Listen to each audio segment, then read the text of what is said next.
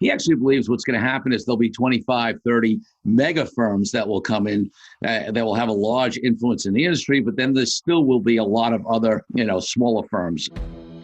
Welcome to the Fueling Deals Podcast, the podcast that teaches how to accelerate your business growth through all types of deals. It's time to fuel up, so buckle in with your host, Corey Kupfer. There are only two ways to grow your business: organically through sales and marketing and providing great products and services, and inorganically through deals. Too many companies focus only on the first way, organic growth. Welcome to the podcast, which will help accelerate your business growth inorganically. My guests are a huge variety of deal makers and experts on all types of deals who have personal experience that can help you grow, get clear, learn best practices, and avoid mistakes. We discuss everything from large, complex mergers and acquisitions to smaller deals that you can do even without significant capital. This is a special episode today that I've recorded a little while back at the DeVoe M&A Succession Summit. This was an event at the Harvard Club, which was run by DeVoe and Company, an investment banking firm and consulting firm in the registered investment advisor industry. Many of you may remember that Dave DeVoe was the first guest I had on my podcast, so he was episode 1. And I was invited and attended his summit, which was a day and a half of amazing content with all types of real, luminaries on stage in the RIA industry. For those of you, especially in the industry, on this particular podcast, you want to hear what I've recorded here. Now, we weren't able to record directly at the event at the Harvard Club because there's no recording allowed. But I would come back I came back in the evenings and recorded these two sessions. So there'll be two separate short podcasts here, solo casts, that we're releasing as special episodes to give you the lay of the land from the M&A Summit. Now, I'm just going to hit on some highlights, and it is certainly not a substitute because there was a day and a half of phenomenal content and listening to what will be under an hour of my podcast here. I cannot give you all of the flavor and information that was at the summit. So I encourage you to attend the DeVoe M&A Succession Summit next year, which is likely going to be on the West Coast in San Francisco. And, of course, what it also can't do is by listening to the podcast is to have met all of the amazing people. I got to see some of my phenomenal clients there, like Phil Fiore from Procyon Partners and Mark Delato from Messi Quick Simon, and a bunch of others, and also to see amazing industry partners from several of the custodians, and Ed Swenson from Dynasty was there, who's a great industry partner, and others. So you're never going to beat being at something like this if you're in the industry. So I want to hit on the first day highlights in this episode, and then we'll have another episode where I'm going to hit on the second day highlights that I recorded, and just give some conclusions of my own. So here we go. On the first day, Dave DeVoe started out with an overview, of M&A and the landscape, and again, I'm only picking out a couple of things from each here, but he talked about the fact that there's a trend towards fewer deals for succession and more for growth instead. Now, it's been interesting because Dave and I have actually talked together, and many others have talked about the changing demographics in the industry, and that would lead you to believe that there's going to be more and more succession deals, and I think over time there will be. But that has been an interesting development with the capital coming into the space and with the maturation of the space, that there are more and more deals, a higher percentage of deals that are being done these days for growth than they are for succession, even though, of course, there are deals being done still for succession. Dave also, his big prediction at the beginning of the summit was that although he doesn't believe there'll be significant consolidation, like taking the 10,000 or so fee-only firms, down to 8 or 5 and 2, the 1,000 firms, like some people believes. He actually believes what's going to happen is there'll be 25, 30 mega firms that will come in that will have a large influence in the industry, but then there still will be a lot of other, smaller firms that will happen. And you've seen that kind of consolidation in some other industries. He also believes that those firms, especially the bigger firms, will use technology at a more sophisticated level, including a trend towards using technology on the marketing side. So that'll be something interesting to take a look at. After Dave was Bryce Scaff, CFA and co-head of Global Client Group at Dimensional Funds Advisors, so at DFA. Bryce was not only super entertaining, a strong presenter, but DFA does some amazing analyses of all of the firms on that platform and how they grow and what the different percentages are and things like that. And I can't even come close to recreating all the statistics he gave, but I want to hit on a couple. One is one big point that Bryce made is he showed by statistics is that firms firms need to have a higher level of organic growth to be able to have a higher level of inorganic growth. What does that mean? That means the firms that had more organic growth, just more, bringing more clients, more assets, et cetera, were also the ones that had a higher rate of growth via M&A. And that may not be surprising in concept, but it was interesting because there was a difference of about 19% in AUM growth between the smaller firms and the biggest firms. So meaning that, it's in the 12 range for the smaller firms, 31% growth in AUM at the bigger firms.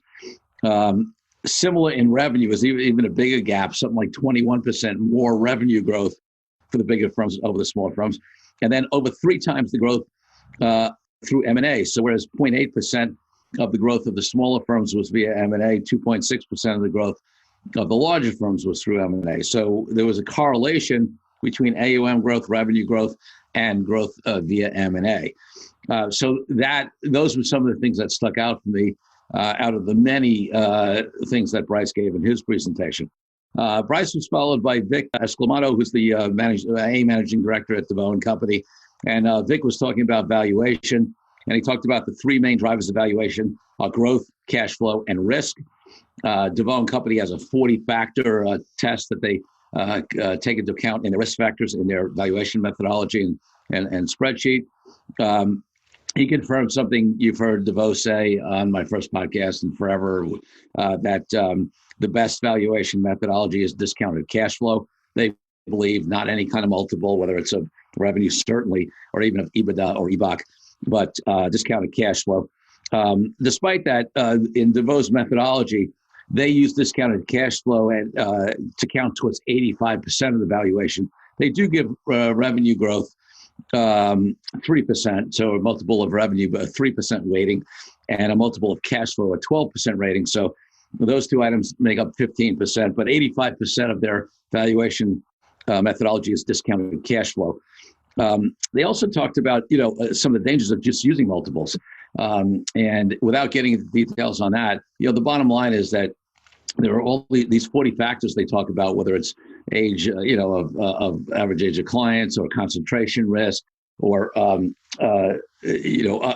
issues in terms of operational and compliance risks, et cetera, growth rates. All have factors that aren't accounted for in any kind of multiple. So that's why multiples can be dangerous. He also talked about the fact that although after they do evaluation, you can then back into an implied multiple, right? So they apply that test, they go through all the factors, you get a valuation number. You can, of course, then back into what would be the EBITDA multiple, for example, on that. And then firms could use that going forward and apply it, over the next, year or 2 years. Without getting the evaluations, there's a risk because you really got to watch out for change in circumstances that you might not account for. So there's a point at which you'll want to get that refreshed.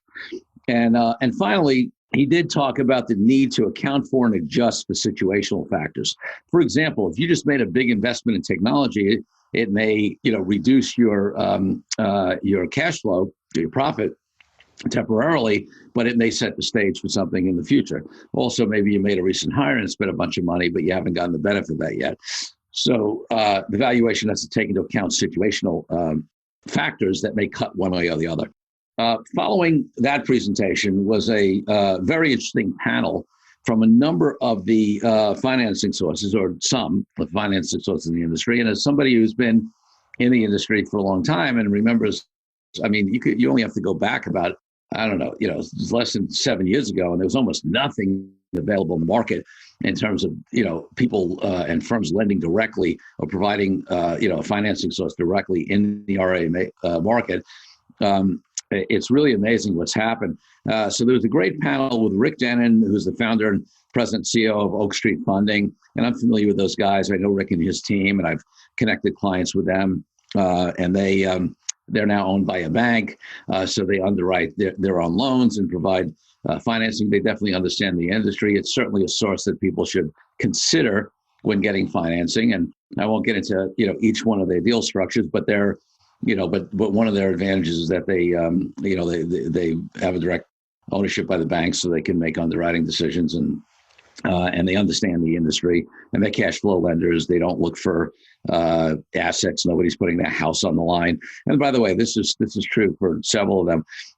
Also, all three of the people I'm going to talk about first here, upon questioning, were confirmed there's no spousal guarantees that they require, although they do require guarantees of the principal.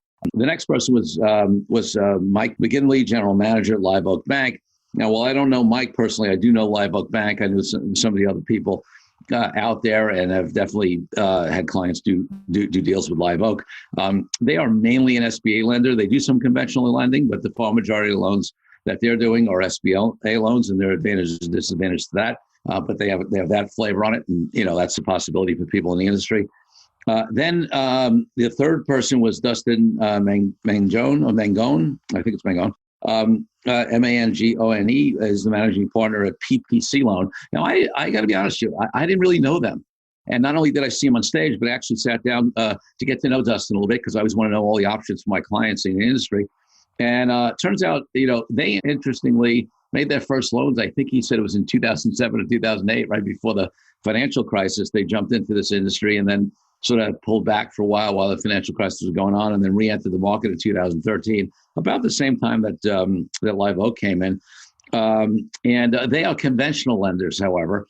So they're not SBA lenders. They are conventional lenders, similarly cash flow lenders, etc.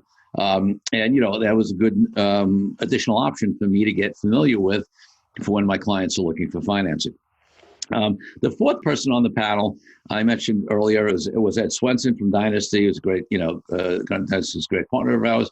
And some people may be a little confused as to why Dynasty would be on a lending panel. And while they are not direct competitors in the way that they're just, providing loans to anybody, any of the firms out there like the other three, Dynasty does provide financing for firms on its platform. And they do it in a number of ways, but the main one that was discussed, which I'm familiar with because I've had clients who've done it with them, is what's called an RPN, revenue participation note, and it's a structure in which Dynasty takes no equity. They still Dynasty is a service provider platform. They don't take equity, but they do take a percentage of revenue of the firm in exchange for the loan. So there's no interest rate per se. It's a revenue participation note. They get a percentage of revenue ongoingly in exchange for the money being lent. And then there is a predetermined buyout so if anybody ever wants out of the deal, they can pay back the money with a return that is, set in advance, which, frankly is a higher return than an interest rate. But also, this is more like you're almost selling off a portion of your cash flow in exchange for the money, which you don't necessarily have to pay back at any given time, as long as you stay on the Dynasty platform. But there is an out for people where they can get out. So that, so it was interesting to have his perspective on there. Dynasty does those mainly for the people on their platform, because the firms on their platform, because they want to provide the other suite of services that they provide to help those firms be successful and grow. But they're willing to talk to firms who are not on that platform to talk about maybe a certain, they're somewhat, there's some flexibility on the package of services that they package in with the RPN loan if somebody's interested in it. So it's something, to look at. The entire panel talked about a evolution in the marketplace where there are more funding options, as we discussed. There's a reduced need for owner financing and internal succession. So one of the challenges for a long time in the industry was when the junior people wanted to buy on an internal succession when somebody was retiring, and there weren't a lot of financing options out there. There would be a need for the owner to take back financing. And the owner would look at the economics on that often and say, well, if I'm holding the note, I'm essentially the bank, I'm getting my money paid over time. Well, why should I bother to sell to the internal people. I can continue to get my cash flow out by owning the place and not, keep control and not sell out, just pull back and do less. So that's always been a challenge in internal succession because the junior people often don't have the cash up front. And if they can't finance it, then there used to be more of a need for owner financing. But these sources are now making that less and less, of an issue because there's more and more options to finance various things, internal succession, external deals, and various other things as well. But internal succession is one of them. They all agree that there's a 40 to 50 to 1 buyer to seller ratio, meaning that obviously there are a lot more people saying at least that they want to buy than are willing that are saying they want to sell. Although, it's interesting in some of the statistics I heard, I think it was some of the DFA, but I've heard this otherwise too. In reality, there are a lot more people who would be open to selling under the right circumstances and a lot few qualified buyers than they say. But at least when you speak to people, on surveys, it's shown at 40 to 50 to 1. And then there was a nice discussion about how somebody becomes a qualified buyer, basically as lenders, what they look like as a qualified buyer. And we talked on some of the other podcasts, about those factors. What kind of management team do you have? Do you have good systems in place? Obviously what your financials look like.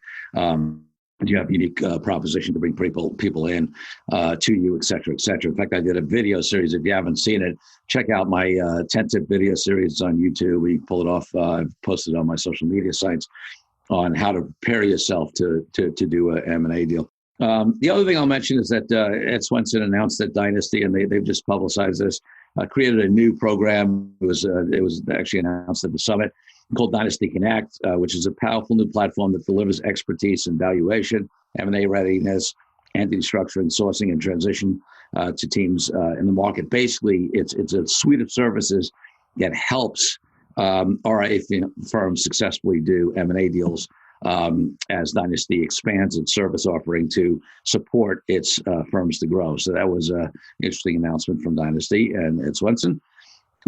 That panel was then followed by a fireside chat between Rudy Adolph and David DeVoe, which was nice. It was, obviously Rudy has been the founder and of Focus Financial, and he talked about his journey from being at American Express to form Focus and create a fiduciary model, all the way through its somewhat recent, IPO. He stressed the fact that Focus commitment is never to turn entrepreneurs into employees. They let the firms on their platform continue to run and control the management of their firms, even though Focus is with them and can then cut a deal to split the cash flow. They get to run their firms, and Rudy said that a number of times. And then he talked about how Focus supports partners to grow through M&A. So not only do they bring new firms onto the Focus platform, but they support the Focus firms to acquire other firms, including providing capital, for those firms to do that. Well, one thing that was interesting to me, and I had an opportunity to ask Rudy about this as a question, which he responded to on stage. He mentioned the word discipline repeatedly. And I asked him about that because I heard it in various contexts. I heard it when he talked about deal discipline, which is something I talk about often, especially for either venture funded or publicly funded funds like firms like Focus now. It's always, when you have access to capital, there's always a pressure to deploy it. But, we talked repeatedly about deal discipline, about discipline around infrastructure to support growth, to make sure you have that in place to support growth, about discipline and employee training, and how they maintain that discipline when others don't. And when I asked them about the repeated use of the word discipline in those various areas, I said, how do you successfully keep that discipline when not only every firm can? What do you do? And he talked about the fact that they do a lot of due diligence on everything they do. Whether it's the deals they're going to do, whether it's strategic business decisions, they do a lot of due diligence. They also hold very high standards and don't deviate from them. And they have a culture of being able to hold each other accountable, to question the decisions people are making and holding each other accountable for those decisions. They always do after action reviews, like anytime something goes right, wrong, et cetera, whatever it is, whenever they complete a project, a deal, et cetera, they do an after action review to figure out what worked and didn't work, and that they always have a culture of always learning. That's built into that culture, and that helps them maintain discipline. The next person that came on stage was Mark Tibergien, CEO of Advisor Solutions, BNY Mellon Pershing, one of the custodians. I've heard Mark speak many, many times, and I just super enjoy always listening to Mark. A few of his many points were growth is one of the biggest causes of bankruptcy. So firms need to prepare to scale. The main reason that firms aren't as profitable as they grow is the cost of people, and in large part because there's a labor shortage in this area, and it's hard to get really good people. And he and many others talked about the necessity of training up and having good people come into the industry. He talked about the benefits of growth, having a bigger brand, having more income, being able to afford that higher personnel compensation to grab the key people. This is a key one. Providing, a lot of firms grow because they have to provide their younger people career choices, or else they're going to lose them. And I won't mention the firm, but there's actually two firms I spent some time with at the summit who, that was their biggest motivator for growth. And we talked about some ways they could do that because they had, junior and middle people who they needed to provide a path of advancement, to, and the principals weren't ready to retire yet, so they wanted to take over the firm. So without growth, how are these people going to be able to move up? So that was crucial. And of course, growth helps create greater value, meaning the multiples are higher if you exit bigger firms. Now, there's some risks of growth that Mark went through. People dysfunction, process dysfunction. So some of those things go wrong when you combine, firms. He talked about errors. He said, as a custodian, they see that firms growing quickly, they have more errors, trade errors, that kind of stuff, whatever. So you got to be careful about that. He also talked about liquidity and safety, meaning that there's some balance sheet risk when you're expending, money for growth. And sometimes this is where, it goes back to his earlier comment about, growth can be a big cause of bankruptcy. And then he talked about cultural infection. You could ruin the culture when you have acquisitions, combinations going on, et cetera. He also talked about the current drivers of growth, market lift. Of course, the market, has gone up the last decade. M&A, private capital coming into the business, referrals, meaning like having the bigger firms are getting systems for referrals. They have disciplined sales processes and more effective marketing. He did stress, however, that growth for the sake of growth is evil. And I believe that. Like if people just want to grow for no reason, for out of ego or et cetera, if they don't have a strategy, then it's a mistake. So growth as a strategy makes sense. Growth for the sake of growth is evil. And then finally, on day one, there was an open forum with Tibergian, with Tim Coaches, who's a strategic advisor to DeVoe, and Dave DeVoe, where they delved deeper into valuation, cultural due diligence and fit. Tibergian in that one pointed out that he doesn't like the term cultural fit because one of the mistakes he says that people make is when they use cultural fit is that they look only for people like them, consciously or subconsciously, right? They come from the same schools, they look like them, same background, et cetera, and that's not good for a firm. So what he would like, the term he likes is in addition to culture. So he says you should be looking for additions to your culture as opposed to cultural fit. So obviously it's got to be somebody who gets along, et cetera, but you want a diversity of the types of people that you bring in, and you want to resist the bias to just hire people who are like you. You don't want somebody who's 20 years younger than you, but just like you necessarily to be the CEO, the next CEO. 20 years younger is good, but not necessarily just like you. So that was the final session that day. There was a fun, drinks and dinner that evening. There had been a cocktail hour the night before.